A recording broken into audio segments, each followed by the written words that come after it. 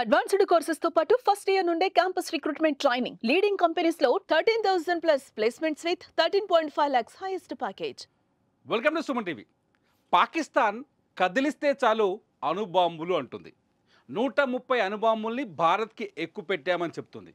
130 అణుబాంబుల్ని పేలిస్తే భారత్ నాశనమవుతుందని బెదిరిస్తుంది. ప్రతిసారి చిన్న ఆర్మీని డిప్లాయ్ చేసినా అణుబాంబులు వేస్తామని చెప్తోంది. సింధు జలాన్ని ఆపేసినా అణుబాంబులు వేస్తామని చెప్తోంది. ఎప్పుడైతే పహల్గామ్ అటాక్లో పాకిస్తాన్ దోషిగా దొరికిపోయిందో, ప్రపంచం ముందు దోషిగా నిలబడిందో, పాకిస్తాన్కి నోరు అసలు ఏం మాట్లాడో తెలియట్లేదు. అందుకనే మేము అణుబాంబులు వేస్తాం, ప్రగల్భాలు పలుకుతున్నారు, బెదిరించే ప్రయత్నం చేస్తున్నారు, మా దగ్గర అణుబాంబులు ఉన్నాయని చెప్పేసి బెదిరిస్తున్నారు. పాకిస్తాన్ భారత్ కోసం మాత్రమే అణుబాంబులు తయారు చేసిందా? కానీ పాకిస్తాన్ కోసం అణుబాంబులు తయారు చేసిన వారు ప్రపంచ దేశాలు చాలామంది ఉన్నారు. ఎందుకంటే ప్రపంచానికి ఉగ్రవాదాన్ని ఎక్స్పోర్ట్ చేస్తుంది పాకిస్తాన్. ఇది తేటతెల్లమైపోయింది. పాకిస్తాన్లో ఏ ఉగ్రవాద సంస్థ అయినా పాకిస్తాన్లో ట్రైన్ అవుతుంది. ఏ ఉగ్రవాద సంస్థ అయినా ఏ సంస్థకైనా పాకిస్తాన్ ఫండ్ ఇస్తుంది. పాకిస్తాన్ ప్రజల్ని ఆకలితో అలమటింపజేస్తుంది, ధరలు పెంచి దోచుకుంటోంది, పాకిస్తాన్ ప్రజల్ని బికారులుగా మార్చేస్తుంది. అక్కడ ప్రజల్ని ఇవాళ కూడా పాకిస్తాన్లో ఎజిటేషన్స్, ఆందోళనలు కొనసాగుతున్నాయి. అటువంటి పాకిస్తాన్ ఉగ్రవాదం మీద మాత్రం పెట్టుబడి పెడుతోంది. ఆఖరికి భారత్ మీద దాడి చేసేందుకు ఉగ్రవాద శిబిరాలను ఏర్పాటు చేసి హమాస్ లాంటి సంస్థల టెక్నాలజీని కూడా తీసుకుంటోంది. హమాస్ అనేది ఇజ్రాయిల్లో ఉగ్రవాద సంస్థ. వాళ్ళు కూడా పాకిస్తాన్కి వచ్చి ఇక్కడికి వచ్చి డబ్బులు ఇస్తున్నారు, తీసుకుపోతున్నారు. ఈ ఉగ్రవాద సంస్థకి చైనా అణ్వాయుధాలు అందిస్తోంది. ఈ ఉగ్రవాద దేశానికి చైనా మద్దతు ఇస్తోంది.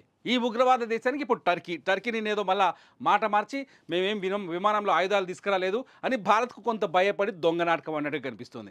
చైనా మాత్రం బహిరంగంగానే చెప్తోంది, పాకిస్తాన్ సార్వభౌమాధికారానికి ప్రమాదం ఏర్పడినప్పుడు పాకిస్తాన్కి మేము మద్దతు ఇస్తామని చెప్పేసి. అసలు పాకిస్తాన్ అణ్వాయుధాల పాలసీ ఎలా ఉంది, ఎటువంటి సమయాల్లో వాళ్ళ అణ్వాయుధాలు ప్రయోగిస్తారు అని చూస్తే చాలా చీపెస్ట్ అణ్వాయుధాల పాలసీ ఉంది. ఒకసారి వాళ్ళ చదువుదాం. ఆంధ్రజ్యోతిలో వచ్చింది ఈ కథనం. ఒకసారి చూస్తే భౌగోళిక కారణాలు, వాళ్ళు ఎప్పుడు అణ్వాయుధాలు ప్రయోగిస్తారంటే భౌగోళిక కారణాలు. భారత సైన్యం పెద్ద ఎత్తున పాక్ భూభాగంలోకి ప్రవేశించి ముందుకు దూసుకెళ్తే, ప్రత్యేకించి సింధు లోయను దాటి వస్తే అణ్వాయుధాలు ప్రయోగిస్తారు. సింధు అనేది పాకిస్తాన్కి ఆత్మ లాంటిది. సింధు నది జీవనాడి అయితే పాకిస్తాన్కి, సింధు రాష్ట్రం కూడా మంచి పరివాహక ప్రాంతం, మంచి అంటే ఎక్స్పోర్ట్ క్వాలిటీ వ్యవసాయం ఉండే ప్రాంతం. సింధు ఒకటి, పాకిస్తాన్లో ఉన్న పంజాబ్ ఒకటి. అందుకని సింధు లోయను దాటి వస్తే భారత్ పైన అణుబాంబు వేస్తాం. చాలా చీపెస్ట్. ఈ లెక్కను చూస్తే రష్యా ఉక్రెయిన్ యుద్ధం చాలా భయంకరంగా జరుగుతోంది. అజర్బైజాన్ ఆర్మేనియా యుద్ధంలో కూడా చాలా భయంకరమైన ఆయుధాలు ప్రయోగించారు, కానీ అణుబాంబు జోలికి వెళ్ళలేదు. కానీ అప్పుడే అంటే మొదటి తూట మనం బెలిస్తే చాలు మేము అణుబాంబు వేస్తామని చెప్తోంది. దీని అర్థం అది. ఇకపోతే సైనిక కారణాలకు వచ్చేసరికి పాక్ సాయుధ దళాల్లో అధిక భాగాన్ని భారత్ నిర్వీర్యం చేస్తే, ప్రత్యేకించి పాక్ వాయుసేనను భారత్ గట్టిగా దెబ్బతీస్తే, లేదా పాక్ అణు కేంద్రాలపై స్థావరాలపై దాడి చేస్తే, లేదా పాక్పై రసాయన జీవ ఆయుధాలతో దాడి చేస్తే అప్పుడు అణుబాంబుల్ని మేము వేస్తాం భారత్ పైన. ఏడే సైన్యం ఉందా వాళ్ళకు? పాకిస్తాన్ సైన్యం ఉందా? భారత సైన్యం బలాన్ని చూసి పారిపోతుంది పాకిస్తాన్ సైన్యం. భారత శక్తి సామర్థ్యాలను చూసి భయపడిపోతుంది. అరేబియా సముద్రంలోకి ఐఎన్ఎస్ విక్రాంత్ వెళ్ళింది. ఇటు రాఫెల్ యుద్ధ విమానాలు రెడీ అయినాయి. ఏ క్షణమైనా ఇవాళ ప్రధాని మోదీ నిర్ణయం ఒక్కటే మిగిలింది. అంటే పాకిస్తాన్ ఆల్రెడీ ఓటమిని అంగీకరించింది. ఒక్క తూటా పేల్చిన మేము భారత్ పైన అణ్వాయుధాలతో దాడి చేస్తామని చెప్తుంది. మూడోది వచ్చేసి ఆర్థిక కారణాలు. పాక్ నౌకాదళాన్ని దెబ్బతీసి నావెల్ బ్లాకేడ్ అంటే 1971లో కరాచీ పోర్టును భారత్ దిగ్బంధం చేసిన తరహాలో 71లో ఆల్రెడీ రుచి చూపించింది భారత్. ఆల్రెడీ ఆ రుచి చూపించిన దాన్ని పట్టుకొని భయపడిపోతుంది. ద్వారా పాక్ ఆర్థిక వ్యవస్థను చేస్తే, లేదా సింధు, జీలం, చినాబ్ నదుల్లో, ఇక్కడ చూడండి, సింధు, జీలం, చినాబ్ నదుల్లో పాక్ వాటా జలాలను విడుదల చేయకుండా అడ్డుగా పాక్ను ఆర్థికంగా అతలాకుతలం చేస్తే. చాలా క్లియర్గా ఉంది పాకిస్తాన్. ఒకవేళ భారత్ జోలికి వెళ్తే సింధు జలాన్ని ఆపేస్తారు. భారత్ జోలికి వెళ్తే జీలం, చినాబ్ నదులు ఏదైతే సింధు పరివాహక ఉపనదులునే వాటిని ఆపేస్తారని పాకిస్తాన్ ముందే తెలుసు. అందుకోసమనే పాకిస్తాన్ ఏం చేయబోతుంది, సింధు జలాన్ని అడ్డుకుంటే అణ్వాయుధాలు ప్రయోగిస్తాం. అందుకనే ఇప్పుడంతా అక్కడ లొట్టపెట్టలు కొట్టే బ్యాచ్ ఉంది. తెలంగాణ అంటారు కదా పిట్టల పాకిస్తాన్ పిట్టల దొరలు అందరూ అందుకే చెప్తున్నారు, అరే పేలుస్తాం అణుబాంబుల్ని. ఇకపోతే రాజకీయ కారణాలు, నాలుగో కారణం. పాక్లో రాజకీయ అస్థిరత కలిగిస్తే లేదా పాక్ ఏదైనా ప్రాంతాన్ని ఆ దేశం నుంచి విడగొడితే పీఓకే ఎట్లాగో తెచ్చుకోవాలి, యుద్ధం చేస్తే తప్పదు భారత్కి. పీఓకే పైనే మొదటి పోరాటం ఉంటుందని అర్థమవుతుంది. సో అణుబాంబు వేస్తారటప్పుడు పాక్లో అంతర్గత రాజకీయ విభేదాలు రెచ్చగొడతారు. అరే బాబు మీరు రెచ్చగొట్టినందుకు ఆల్రెడీ మీ రాష్ట్రం సింధు రాష్ట్రంలో పంజాబ్ రాష్ట్రం కొట్టుకుంటున్నాయి ఆడ నీళ్ళ కోసం.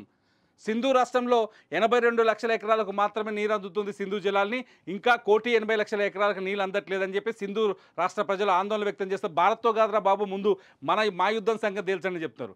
రెండో పాయింట్ వచ్చేసి కేవలం పంజాబ్కే 3 కోట్ల ఎకరాలకి నీళ్ళు ఇస్తున్నారు, సింధుని ఎండబెడుతున్నారు.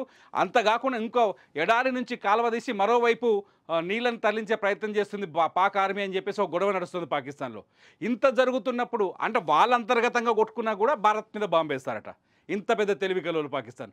ఆల్రెడీ బలూచిస్తాన్ వాళ్ళని పక్కలో బల్లెలా తయారైంది. బలూచిస్తాన్ అక్కడ నుంచి బలూచిస్తాన్ లిబరేషన్ ఆర్మీ నిన్నో మొన్న దాడి చేస్తే 40 మంది పాక్ సైనికులు చనిపోయారు. ఒక రైల్ని వాళ్ళు హైజాక్ చేస్తే ఏం చేయలేకపోయింది పాకిస్తాన్. సో అత్యంత తక్కువ స్థాయి కారణాలు పెట్టుకొని అణు బాంబుల్ని దగ్గర పెట్టుకొని ప్రపంచ దేశాలు, నాట్ ఓన్లీ భారత్, ఇది భారత్నే కాదు ఇతర చుట్టుపక్కల ఉన్న నైబర్ కంట్రీస్ని బెదిరించే ప్రయత్నం చేస్తుంది. ఎందుకు నైబర్ కంట్రీస్ అంటున్నారంటే ఇవాళ ఆఫ్ఘనిస్తాన్ తాలిబాన్ల విధానాల్ని అమల్లోకి వచ్చిన ఆఫ్ఘనిస్తాన్ కూడా ఇవాళ భారత్లో జరిగిన పహల్గాం దాడి హింసనే ఆఫ్ఘనిస్తాన్లో అతిపెద్ద ఆయుధం.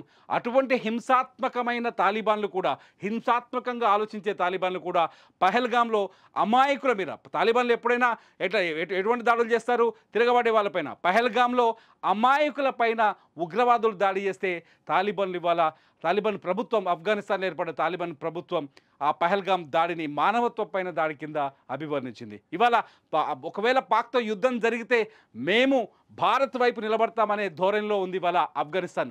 భారతాలకు అటు ఆ స్థాయిలో ఆర్థిక సహాయం చేస్తోంది. ఆఫ్ఘనిస్తాన్ అభివృద్ధి కోసం భారత్ దాదాపు 20,000 కోట్లకు పైగా ఇప్పటికే ఖర్చు పెట్టింది. అందుకని ఆఫ్ఘనిస్తాన్ భారత్తో స్నేహాన్ని సాధిస్తోంది. సో పాకిస్తాన్ ఏం చేస్తోంది, తన సొంత కమ్యూనిటీని కూడా దగ్గరగా పెట్టుకునే పరిస్థితి లేకుండా పోయింది పాకిస్తాన్. అయితే ఎందుకు ప్రతిసారి అణ్వాయుధం పేరుతో పాకిస్తాన్ ఇండియాను బెదిరిస్తుందంటే దీనికి మొదటి కారణం చైనా.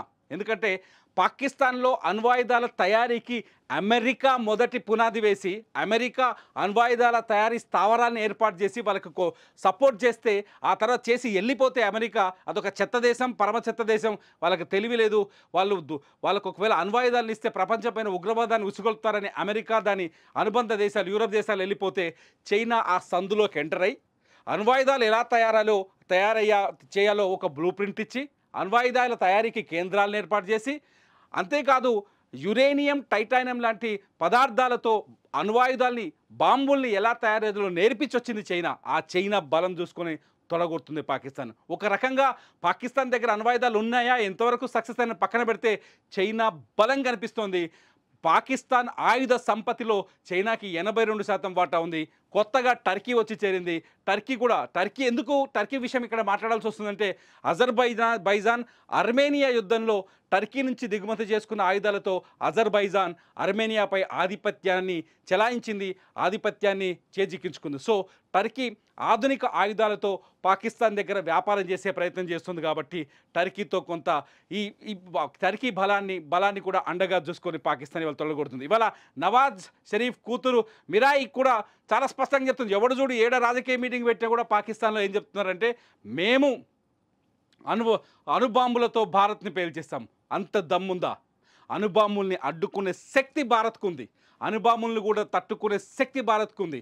అణుబాంబులో ఒక ముస్లిం, భారత్లో పుట్టిన ఒక ముస్లిం నాయకుడే అణుబాంబుల్ని పరీక్షించింది శాస్త్రవేత్తే, ఆయన ఎవరో కాదు అబ్దుల్ కలాం. సో అణుబాంబులు తయారు చేయడం కాదు, దాన్ని ఎలా ఎదుర్కోవాలో కూడా భారత్కు తెలుసు. ఈ నేపథ్యంలో పాకిస్తాన్ పిల్లి బిత్తిరి బెదిరింపులకు భయపడాల్సిన అవసరం లేదని ప్రతి భారత పౌరుడికి తెలుసు. మరి మీరేమనుకుంటున్నారు?